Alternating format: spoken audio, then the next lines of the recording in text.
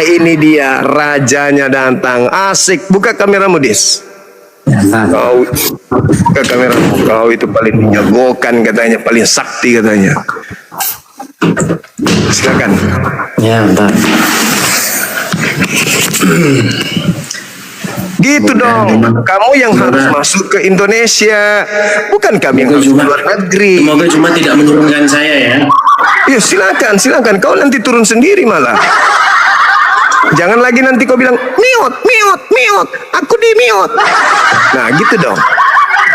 Mantap sekali. Silakan. Semoga Zuma tidak menurunkan saya nih. Walaupun dia maskeran, saya nggak usah pakai kacamata. Cerita. Oke, silakan. Ya. Anda sudah menyaksikan betapa banyak orang-orang Kristen yang kemudian mau tidak mau sudah mengakui bahwasanya iblis itu berjasa. Berjasa. Kok bisa berjasa? Karena menurut kalian penyaliban itu adalah cara Tuhan menebus dosa Kristen. Tanpa iblis tidak mungkin penyaliban itu terjadi. Karena iblislah sehingga penyaliban terjadi. Karena akibat penyaliban Anda dan orang Kristen lainnya dosanya ditebus. Betul? Baik. Kamu janji nanti kalau saya ngomong kamu nggak nurunkan saya? Silakan. Yang penting sesuai dengan tema. Jangan kau kemana-mana. Orang sudah kelabakan.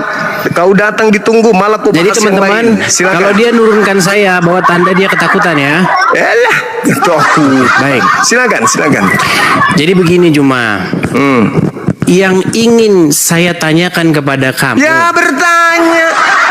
Kau boleh saya bicara? Begitu. Dari dulu boleh saya bicara? Begitu kau. Bertanya aja terus. Tadi kau sudah melihat. Sabar dulu. Diam dulu. Kau dari tadi, saya di sini sudah 3 jam lebih loh. Tidak ada seorang orang Kristen yang bisa menjelaskan tanpa harus dia mempertontonkan dirinya terjebak oleh konsep imannya sendiri bahwa iblis adalah pahlawannya Kristen. Datang situ mau bertanya, bukan mau menjelaskan. Katanya kau pakar. Iya, yang saya tanyakan, kenapa kamu menyimpulkan bahwa iblis jadi pahlawan? Karena iblislah penyaliban itu terjadi. Baik. Nah, gitu. Pak, itu aja mau ditanya. Masa yang saya boleh ngomong lagi? Silakan. Boleh saya ngomong sekarang? Iya, silakan. Baik. Jadi kalau logika berpikir kamu seperti itu, nggak masalah. Karena menurut kamu iblis berjasa. Karena apa iblis berjasa? Karena sudah menyalibkan Yesus sehingga terjadi keselamatan. Begitu ya? Ya, betul. Oke. Berarti saya juga bisa punya logika begini nih. Silakan. Muhammad syahid karena diracun. Berarti orang yang meracun Muhammad itu berjasa membuat Muhammad mati syahid ya. Masuk surga. Silakan. Boleh begitu berpikirnya? Iya, silakan. Oke, baik. Jadi apakah dosa saya ditebus? Baik, menurut pola pikirmu. Sebentar, saya kan mau menggunakan logika berpikirmu. Analogi itu boleh nggak saya menggunakan logika berpikirmu? Apakah dengan Nabi Muhammad diracun dosa kami umat Islam ditebus? Ayo, bicara. Kau pakai analogi apa itu? Sebentar, jangan dibisu-bisukan. Kalau berani ngadepin saya, nggak usah main bisu-bisukan. Saya tanya, apakah berani ngadepin saya? Dengar. Apakah dengan Nabi Muhammad itu diracun, dosa umat Islam ditebus? Bukan, kita kan bicara berjasa dulu. Berjasa dulu. Berjasa. Kita jangan bicara penebusan dulu. Kita bicara mengenai jasa. Diam dulu. Jasa, berjasa nggak kan gitu? Kan lagi. Iblis disebut pahlawan, iblis disebut berjasa karena ente Edis dan Kristen lainnya selamat karena kematian itu, karena penyaliban itu. Ada nggak umat Islam selamat karena Nabi Muhammad diracun? Kau itu ilmumu masih begitu, nggak pernah berubah kau itu. Sudah dibilang jago lawan Edis.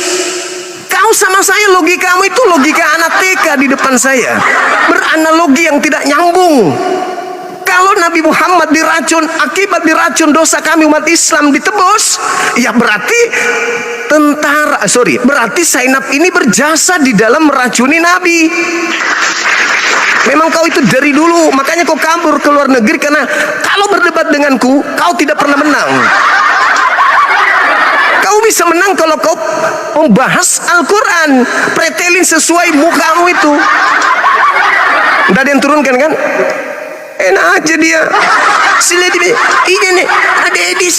Kayak aku bilang sama kalian, saya dengan Edis dari tahun 2010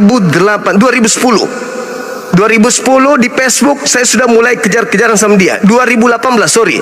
Edis itu baru pemain baru dia. Tidak pernah dia menang lawan saya diskusi, nggak pernah. Dia itu merasa menang kalau dia bahas tentang Islam sesuai dengan tafsirannya dia sendiri. Tapi kalau dia bahas Bible, pret. Tidak ada itu. Di situ nol. Saya katakan seluruh lawan diskusi saya yang paling bodoh pemahamannya tentang Bible inilah dia orangnya nih, si Edi sini.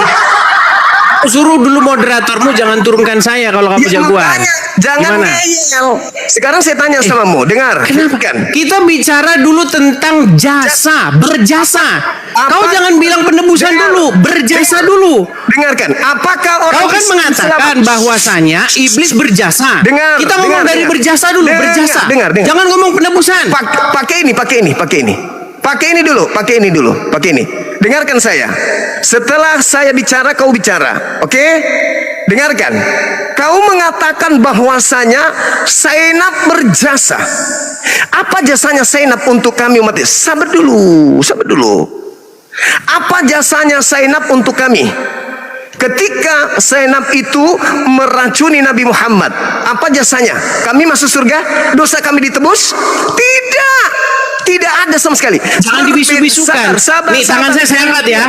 Gantian. Saya ngomong tangan saya angkat nih. Gantian. Dengar. Perhatikan, tangan saya angkat terus. Bandingkan dengan Kristen. Dengarkan. Bandingkan dengan Kristen. Dengar. Iblis menyalib Yesus. Kalau kau diskusi jangan suruh bisu-bisukan. Kalau mau diskusi jangan bisukan. Ayo. Anda diam, tidak apa-apa. Anda diam. Silakan. Habis itu Anda bicara. Nih, tangan saya di sini ya, tangan saya di sini. Yuk. Moderator jangan dibisukan. Dengarkan. Berbeda dengan Kristen. Iblis menyalib Yesus. Apa akibatnya untuk Kristen?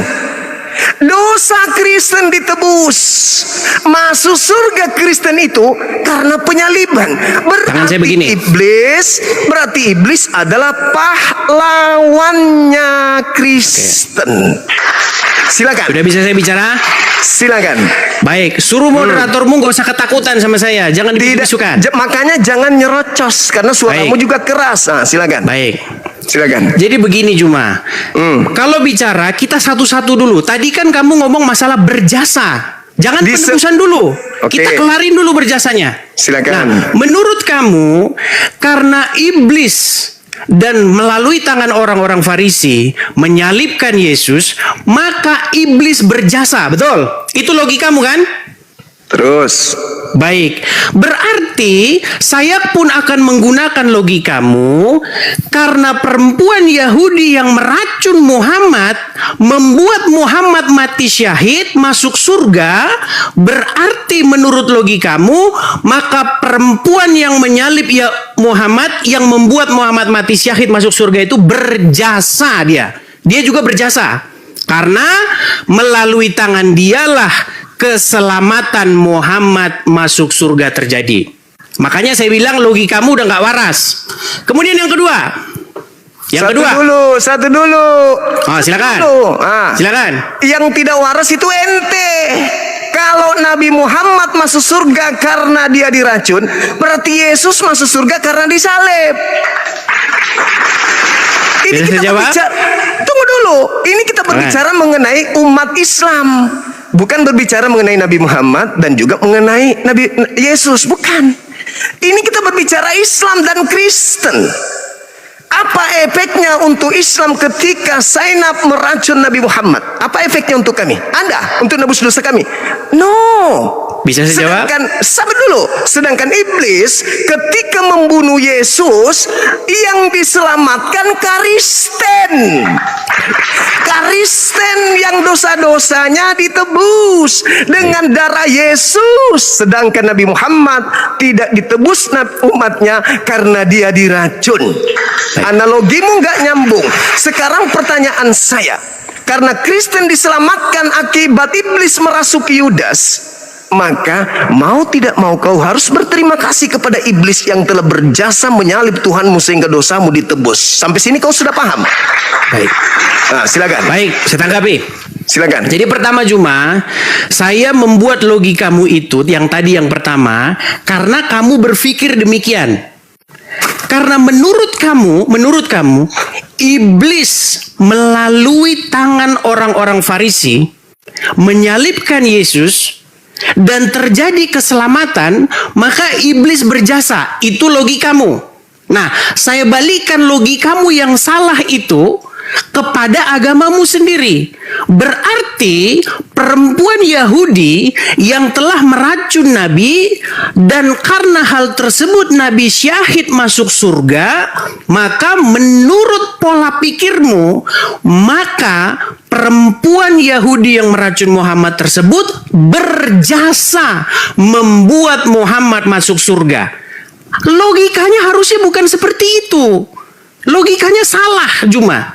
Logikanya begini, menurut umat Islam, Muhammad syahid bukan karena diracun oleh perempuan Yahudi, melainkan karena keimanannya, melainkan karena dia menjalankan perintah Allah sampai pada matinya.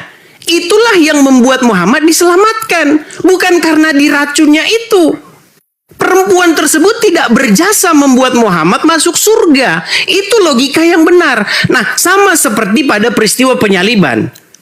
Ya, orang-orang Farisi yang tentu saja dikuasai oleh iblis menyalibkan Yesus. Oke? Nah, apakah mereka patut mendapatkan penghargaan atau hukuman? Tentu hukuman. Karena mereka melakukan itu motivasinya adalah jahat. Nah, sekarang begini. Kamu ini bukan menyerang, saya jawab ya, kamu bukan menyerang apa yang diimani oleh orang Kristen, tetapi kamu menyerang hayalanmu yang seolah-olah itu diimani orang Kristen. Makanya kamu melakukan strawman argumen, kamu menyerang argumen kamu sendiri. Dengarkan, keselamatan itu bukan terjadi di penyaliban. Keselamatan itu terjadi pada kesetiaan dan ketaatan Tuhan Yesus kepada Bapa di surga. Makanya oleh karena ketaatan satu orang, perhatikan ini poinnya, biar kau nggak nyerang argumenmu sendiri. Kau nggak menyerang Kristen, kau menyerang hayalanmu. Dengarkan, bagaimana keselamatan itu terjadi? Oleh karena pemberontakan satu orang yaitu Adam, maka semua manusia jatuh ke dalam dosa. Oleh karena ketaatan satu orang yaitu Yesus, kesetiaan Yesus yang tidak berbuat dosa, ketaatan Yesus kepada Bapa di sorga, sampai disalibkan pun dia tidak melakukan pelanggaran dan kejahatan. Jadi pada waktu peristiwa penyaliban itu, disitulah tugas Yesus selesai. Makanya kesetiaan Yesus itu yang menyelamatkan. Jadi yang menebus kami, ya, yang membenarkan kami itu adalah karena Yesus setia dan taat sampai mati di kayu salib. Gantian. Silakan. Jadi yang menyelamatkan kami adalah karena Yesus setia. Kamu baca di dalam 2 Korintus. Suruh nanti moderatormu jangan turunkan saya ya. 1 Korintus 15 nomor 7 kamu baca. Ya, silakan baca. Tanpa kebangkitan sia-sialah imanmu dan kamu masih hidup di dalam dosa. Jedar. Tanpa kebangkitan berarti tanpa penyaliban. Tidak mungkin bangkit tanpa disalib. Kalau cuma taat doang Yesusnya, taat, maka kamu masih tetap hidup di dalam dosa. Kamu keahlianmu itu memanipulasi keadaan. Jangan kau bawa di depanku, saya nggak pakai. Satu hal yang perlu kau sampaikan samamu, ini sudah ketiga kalinya aku bilang. Yang diselamatkan di sini bukan Nabi Muhammad, bukan Yesus, tapi kamu sebagai orang Kristen. Kamu tidak akan selamat kalau Yesus tidak disalib. Harus disalib dulu supaya kamu diselamatkan. Nah, sekarang siapa pelaku penyaliban ini? Kamu sendiri menjawab, iblis. Jangan ingkari itu. Iblis yang menyebabkan penyaliban terjadi. Dengan kata lain, iblis berjasa atas keselamatan kalian. Coba Anda baca di dalam kitab yang saya sajikan, 2 Korintus 10, 2 Korintus 5, nomor 21. Yesus yang tidak mengenal dosa telah dibuatnya menjadi dosa karena Kristen. Itu dalil. Harus Anda akui itu. Jangan Anda tidak mengakui itu. Tanpa iblis, dosa Kristen tidak ditebuskan. Ingat, kamu sendiri mengakui dan viral bahwa rekayasa iblislah sehingga penyaliban itu terjadi. Apa akibatnya? Pertumpahan darah. Setelah penumpahan darah, Kristen diselamatkan. Nah, maukah Anda mengatakan bahwa tanpa penyaliban orang Kristen bisa selamat? Baik. Kasih Saya dalil. jawab ya. Kasih dalil, Baik. silakan. Baik, terima kasih. Jadi kalau mau diskusi yang bagus cuma. Selama diskusinya Salah, motifnya jangan bagus. ajarkan saya, jangan ajarkan saya. Tenang. Tadi kan kamu Jangan udah ngomong, ajarkan saya saya. boleh ngomong? Ya silakan. Dewasa dikit lah. Ya, kita nggak ajarin usah kau mereka. ajarkan saya karena diskusi dari tadi bagus. Ngapain Baik. kau lagi? Kenapa moderatormu tadi nurunin saya? Lah, enggak tahu. Kenapa tanya saya? Ya makanya ajarin dulu, jangan Ya, ketakutan. Baik. karena kamu pada saat Jadi saya ngomong kau boleh jangan saya sekarang ngomong. bicara? Ya silakan. Saya sekarang Makanya udah boleh bicara? Jangan bikin gerakan tambahan, diskusi aja. Baik. Diskusi aja. Baik, dia ketakutan Ah. dia. Baik. Loh, Jadi cuma apalah poin ketakutan? Yang lihat takut tuh, itu kalian yang lihat sendiri lari bagaimana keluar. bagaimana dia takut kalau saya ngomong kan? bilang jangan Tadi dia bikin bicara, gerakan saya diam. tambahan. Diam. Tadi dia bicara, saya diam. Diam, Edis, diam. Saya bilang jangan bikin gerakan tambahan. Kita diskusi aja. Sudah cukup Kamu yang bicaranya? lari ke luar negeri karena kau yang takut. Sudah cukup bicaranya? Ya sudah, jangan bikin gerakan tambahan, oke? Sudah bisa saya sekarang bicara? Janji nggak bikin gerakan tambahan? Oke, baik. Oke, Fokus kita. gitu dong. Nah, silakan. Karena kamu takut kalau saya ke situ. Lah Baik. itu gerakan tambahan lagi. Udah bisa Siapa sekarang yang saya bicara? takut? Itu yang lari ke luar negeri itu yang takut. Ku bilang jangan. Udah bisa sekarang bikin saya bicara? Jangan bikin gerakan tambahan, ku bilang. Sudah bisa bicara sekarang? Jangan bikin gerakan tambahan. Baik. Jadi poin Itu dong. pertama bahwa silakan. iblis berjasa, logika jomplangnya Juma sudah saya patahkan. Logika kedua bahwa di dalam penyaliban terjadi keselamatan itu juga sudah saya patahkan. Sekarang yang ketiga. Poinmu yang ketiga. Saya belum nanya sama kamu nih. Kalau saya nanya sama kamu langsung meninggal nanti. Poin yang ketiga. Kamu bertanya begini, kalau begitu, kalau tidak ada penyaliban berarti tidak ada keselamatan. Siapa Dalil? bilang? Dalil? Siapa bilang? Dalil? Kan kamu bilang begitu tadi. Dalil, saya kasih dalilnya tadi. Iya, kamu bilang kan tadi begitu. Kamu Kalau tidak ada akan penyaliban, tetap satu gimana? Saya boleh Korintus. bicara nggak ini? Waktu Saya ngomong menjawab nggak ini? dalil 1 Korintus 15:17. Tanpa penyaliban kau masih hidup dalam dosa. Betul tidak? Baik, saya jawab ya. Saya jawab. Dalil, jangan kau bantah dalil. Baik. Silakan. Baik, saya jawab. Jadi teman-teman, seperti begini ya saya bilang. Oleh karena pelanggaran orang-orang Yahudi yang menyalibkan Tuhan Yesus, itu keselamatan sampai kepada bangsa-bangsa lain. Apalagi oleh karena ketaatannya. Itu tertulis ya. Nih, perhatikan. Dikatakan di sini ya, sebentar saya bukakan agak lemot, sabar.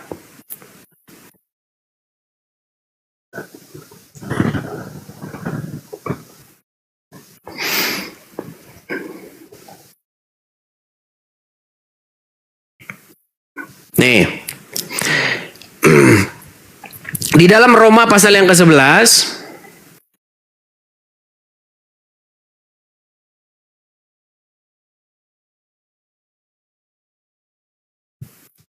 di sini dikatakan begini ya. Sebab jika pelanggaran mereka, maksudnya pelanggaran orang-orang Yahudi, berarti kekayaan bagi dunia, dan karena kekurangan mereka, maka kekayaan bagi bangsa-bangsa lain, terlebih-lebih lagi karena kesempurnaan mereka. Jadi orang Yahudi sekalipun menolak Yesus, itu menjadi berkat bagi bangsa-bangsa lain. Berita Injil itu disampaikan kepada bangsa-bangsa lain. Apalagi karena ketaatan atau karena orang Yahudi mendengar Yesus. Karena melanggar saja loh, melanggar saja. Berkat itu sampai kepada bangsa lain. Apalagi kalau orang Yahudi pada waktu itu menerima Yesus. Nah, sekarang poinnya 3 poin sudah saya jawab semua. Masalah iblis kamu bilang berjasa, sudah saya patahkan. Berarti menurut logikamu kalau iblis berjasa artinya perempuan yang meracun Muhammad harus diberi penghargaan oleh Allah Subhanahu wa taala. Karena apa? Karena telah meracun Muhammad. Karena Muhammad diracun dan dibunuh oleh perempuan Yahudi, Muhammad syahid masuk surga. Itu logikamu. Padahal di dalam kekristenan maupun di dalam Islam bukan begitu logikanya.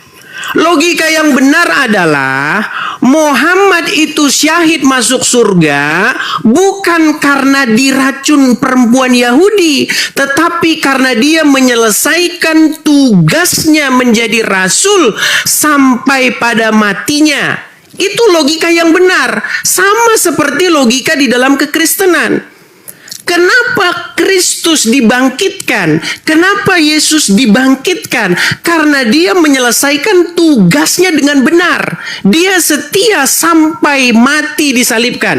Sekalipun orang menganiaya, sekalipun orang memperlakukan dia seburuk mungkin, Tuhan Yesus tidak melakukan dosa sampai pada matinya. Itulah kenapa dia dibangkitkan. Nah, keselamatan orang Kristen terjadi bukan karena pembunuhan Yesus itu, tetapi karena kesetiaan Yesus, oleh karena kebenaran yang dilakukan Yesus itu. Jadi kami kalau berdiri di depan pengadilan, kami ini dibenarkan karena Yesus. Karena Yesus orang benar, maka kami yang di belakang Yesus itu dibenarkan. Kami tidak dipandang lagi sebagai orang bersalah, yang dilihat adalah Yesus. Makanya Yesus menjadi juru selamat kami. Dia penebus kami. Makanya kami berdiri di punggungnya Yesus. Di dalam sebuah pengadilan, Yesus yang menjadi pembela kami. Makanya doktrin kekristenan kami, oleh karena pelanggaran satu orang yaitu Adam yang pertama, dia gagal, semua manusia jatuh ke dalam dosa. Tetapi oleh karena kebenaran satu orang pula yaitu Adam yang kedua yaitu Yesus, maka kami dibenarkan. Jadi kamu itu menyerang logika-logika yang kamu karang sendiri. Kemudian yang terakhir, kamu mengatakan bahwa keselamatan orang Kristen itu juga karena pertobatan, karena melakukan perbuatan baik dan lain sebagainya. Itu betul. Karena barang siapa yang sudah ditebus oleh Yesus itu menjadi milik Yesus. Nah, orang yang menjadi milik Yesus, orang yang menjadi kepunyaan Yesus, itu melakukan apa yang Yesus suruh. Berkhotbah. Begitu.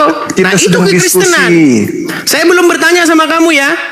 Saya belum bertanya sama kamu. Nanti kalau saya bertanya sama kamu, kamu meninggal di tempat kamu. Nah, silakan. Silakan kau bertanya sekarang kalau gitu. Nah, udah clear ya? Iya, sudah clear. Bertanya. Ya, sekarang sudah clear. Silakan. Baik, pertanyaan saya begini. Silakan.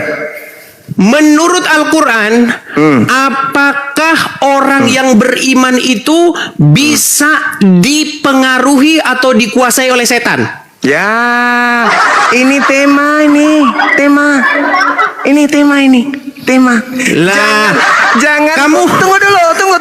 Jangan kau pakai ilmu yang kau sudah pelajari 2 hari 3 hari ini untuk nyerang. Ini tema. Kalau kau orang pintar, kau orang cerdas. Ini kan udah kelar temanya, sudah kelar ini temanya. Ini belum. Oh, apa yang belum kelar? Apa yang belum clear? Coba apa yang belum clear? Belum kelar ini tema. Enggak, yang belum clear bagian mana? Hanya berkhotbah. 1 Korintus 15:17. Tanpa kebangkitan, Kristen tetap ada di dalam dosa. Kamu nggak bantah itu. Baik, mau saya bantah? Baik. Silakan. Bagaimana Baik. caranya orang Kristen berada di dalam dosa tanpa penyaliban? Tidak berada dalam dosa tanpa penyaliban. Silakan. Baik, saya jawab. Silakan. Jadi itu berbicara tentang apakah Yesus itu sungguh-sungguh bangkit atau tidak. Kenapa lari ke Yesus? Boleh. Diam. Saya lagi. Kamu hanya menipu saja. Silakan. Yesus taat. Dalam ketaatannya terlibat iblis. Percuma Yesus taat kalau iblis tidak terlibat dalam hal proses ketaatannya berhubungan dengan penyaliban. Sekarang permasalahannya adalah ketika kau katakan ketaatan Yesus yang menjadi simbol keselamatan Kristen, itu bohong, itu cara politik yang tidak bagus yang Anda lakukan. Tolong tunjukkan di mana perintah Bapa Elohim kepada Yesus agar dia mati disalib demi untuk dosa-dosa orang bersalah. Ada? Sampai dia harus Anda tuduh taat. Ada Yesus menerima perintah bunuh diri lu. Kamu sudah mulai absurd nih. Seranganmu udah mulai nggak jelas nih. Tunggu. Atau kamu kurang istirahat atau bagaimana? Saya menanggapi pernyataanmu yang mengatakan Yesus taat sampai mati di atas tiang salib. Taat kepada siapa? Kepada iblis. Kepada Bapa di surga yang mengutusnya. Tolong tunjukkan dalilnya membunuh orang benar itu menjadi perintah Bapa untuk menyelamatkan orang-orang Kristen. Memang siapa yang memerintahkan untuk membunuh? Lalu Yesus taat kepada siapa?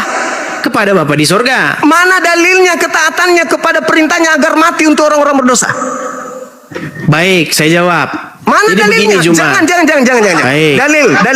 Baik. Dalil. Jadi kamu berpikir bahwasanya Bapa di surga memerintahkan orang-orang untuk membunuh Yesus, begitu? Memerintahkan Yesus untuk mati.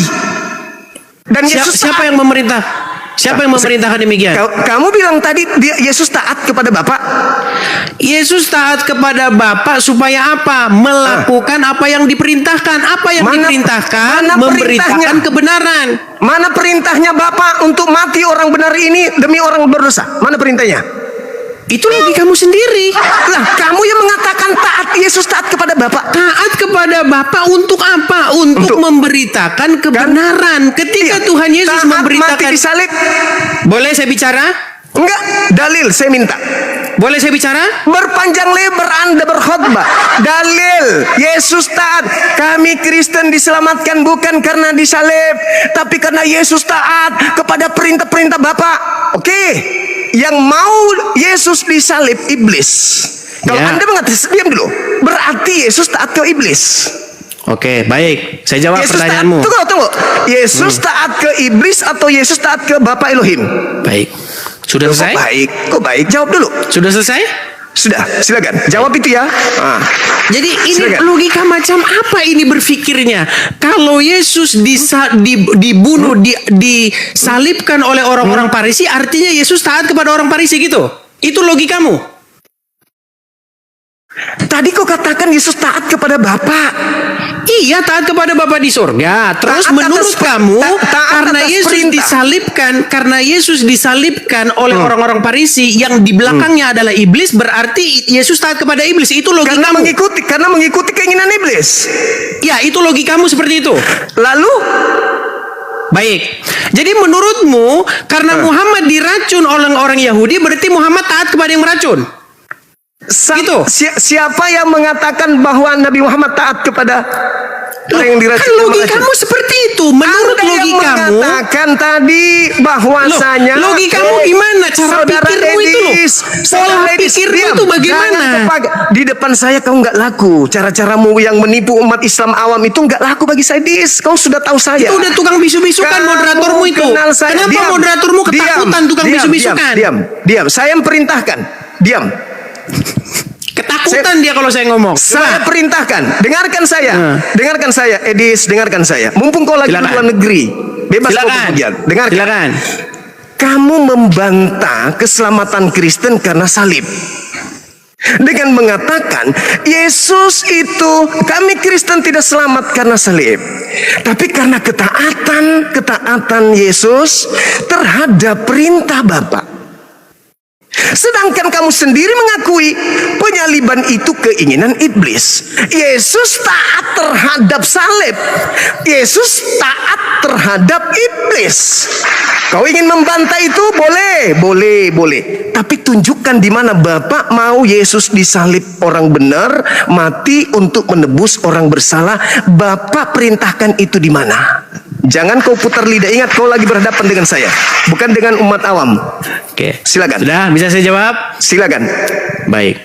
Makanya kamu cocok diskusinya sama Rudi Yohanes ya, Mo. Kamu sama jangan orang-orang. Jangan gimana? Saya boleh ngomong nggak? Ketika saya ngomong, kenapa kamu panik? Jangan bikin gerakan tambahan. Boleh nggak saya ngomong? Boleh nggak saya ngomong? Jangan bawa-bawa orang. Kamu aja dengan saya. Nggak usah kau lebay di sini. Di Indonesia, andaikan kau masih di sini, kau nggak laku. Di Indonesia kau nggak laku, di luar negeri kau laku karena kau penghujat kelas kakap. Sekarang kau bicara, Kenapa kau tukang bisu-bisukan cuma? Di mana bentuk ketaatan Yesus terhadap penyaliban, di mana penyaliban? Kalau itu saya dari mau Bapak? menjawab, kau jangan Silakan. panik bisu-bisukan saya. Ini tangan saya Makanya begini ya. jangan bikin Dan nih, gerakan tambahan. tangan saya begini nih. Lihat ya. Masa orang yang Menurut dijagokan, logikamu, menurut orang dijagokan logikamu ya, gerakan tambahan karena menghadapi saya. menurut Silakan. logikamu, karena Yesus disalibkan berarti Yesus taat sama iblis. Lalu taatnya Berarti Yesus menurut mana? logika somplangmu, karena Muhammad diracun perempuan Yahudi, tentu saja yang merasuki perempuan Yahudi itu adalah iblis. Di mana? Coba kamu setuju nggak? Yang merasuki Ketaatanmu. perempuan Yahudi yang meracun Muhammad itu adalah iblis? Setuju nggak kamu? Saya mengatakan, apakah Nabi Muhammad taat kepada keadaan itu? Apakah Muhammad taat kepada Allah atau kepada iblis? Kepada Allah. Oke, Ada nggak berarti Allah? yang merasuki Ada nggak Allah? perempuan Dengar. Yahudi untuk Ada meracun tidak Muhammad Allah itu memerintahkan? adalah iblis Ada atau nggak Allah? Allah? Ada nggak Allah merintahkan kepada senap untuk meracun? Oke, ada nggak Tuhan memerintahkan iblis untuk menyalib Yesus? Tidak ada. Ya tidak ada. Terus kenapa kamu berpikir seperti itu? Terus faktanya Yesus disalib. Ayo. Oke. Berarti Terus iblis masalahnya berhasil. di mana? Masalahnya di mana? Iblis berhasil menyalib atau tidak? Berhasil? Apakah Bapak mau Yesus disalib? Tidak. Berarti penyaliban ini ketaatan Yesus terhadap siapa? Kepada Bapa di sorga. Berarti Bapak yang mau dia disalib. Bapa di sorga memerintahkan Yesus supaya jangan lari dari penyaliban itu. Di mana dalilnya? Hadapi penyaliban itu. Jangan kabur. Dalil. Baik. Ketika Tuhan Yesus berdoa di Taman Getsemani, apa yang Tuhan Yesus inginkan? Ya Bapa, jikalau engkau mau, lalukanlah cawan ini daripadaku. Tetapi bukan kehendakku yang terjadi, melainkan kehendakmu. Apa Terus? kehendak Bapa di sorga? Apa? Kehendak Bapa di sorga adalah supaya Tuhan Yesus terus memberitakan kebenaran, sekalipun diancam mau dibunuh, sekalipun diancam mau disalibkan, Mana dalilnya? Boleh saya Mana ngomong? dalilnya? Mana dalilnya? Bahwa Keseluruhan Bapak Injil itu dalilnya. Keseluruhan Injil itu dalilnya. masalah Di mana di situ Tuhan Yesus memberitakan kebenaran. Hai ahli-ahli Taurat dan orang-orang Farisi, hai ular-ular beludak, dan seterusnya.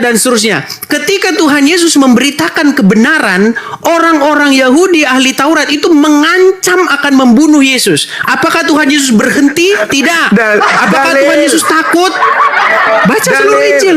Baca seluruh Injil. Masa begitu? Baca seluruh Al-Quran. Ya sudah, cuma intinya poin pertama, poin ke-1, poin kedua sudah saya bantah dari kamu. Iya, bantah kosong. Giliran saya bertanya, kamu sanggup nggak kalau saya bertanya? Bantah kosong. Kalau saya bertanya, kamu sanggup nggak? Bantah kosong. Kalau saya bertanya, Bantah, malu dia, malu. Bantah kosong. Tengoklah teman-teman. Dia mau bertanya. Kenapa dia mau bertanya? Karena dia sudah terjebak dengan kebodohannya sendiri. Dia mengatakan bahwasanya Yesus, orang Kristen, diselamatkan bukan karena penyaliban, tapi karena taat kepada Bapa.